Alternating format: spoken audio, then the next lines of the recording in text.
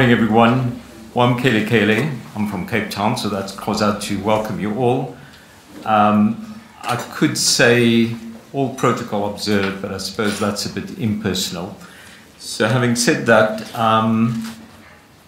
true and warm South African welcome to all of you to this meeting, which is a hurriedly organized one, but an important one. And we appreciate, as the NSDF and the co-hosting with the British High Commission, so thank you, of this meeting. And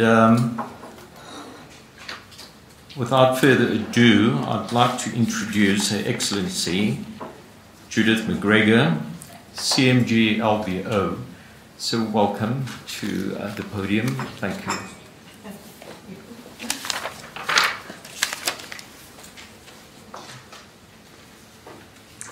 Chairperson, thank you very much. That is the correct designation of my honours, but there is a colloquial term for CMG, which is Call Me God.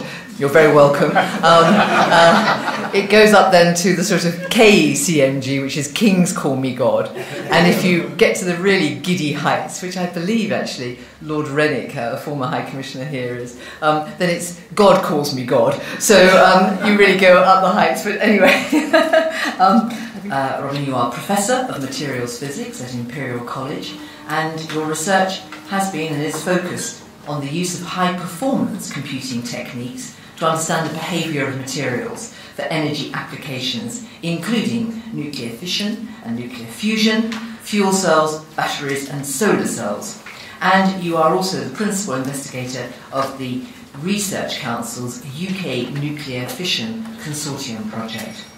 Amongst other things, you have advised and do advise the House of Lords Science and Technology Committee's inquiry into nuclear research requirements, and you were part of the Scientific Advisory Group for Emergencies, called SAGE, which is rather appropriate, that provided official advice on the 2011 Fukushima disaster.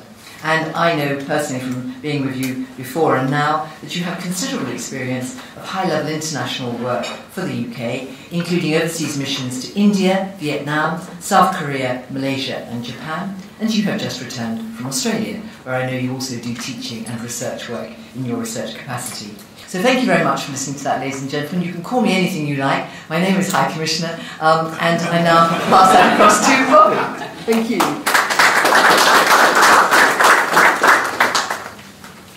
Thank you, High Commissioner. I think the appropriate phrase is Dumilang. I hope I got that pronunciation correct this morning, although, of course, one of the things that's wonderful about South Africa is the rich variety of different languages that are spoken. And as the boy who used to get 95% in mathematics and 20% in French, you'll understand that I have tremendous admiration for multilingual capabilities. And certainly in the Foreign Office I find myself surrounded by people who speak umpteen different sorts of languages, some of which I wouldn't have the faintest idea how to not only say hello in, but or goodbye, I suspect. So this morning I'm going to try and talk generally about what the UK, the situation is for nuclear energy. I'm going to focus a little bit on the nuclear research in particular and give you an idea of how we're trying to use nuclear research in terms of our progression and renaissance in nuclear energy. The UK was a very early entrant into nuclear energy, and as you will know, that being an early entrant is like the Chinese proverb, may you have an interesting time, or words to that effect.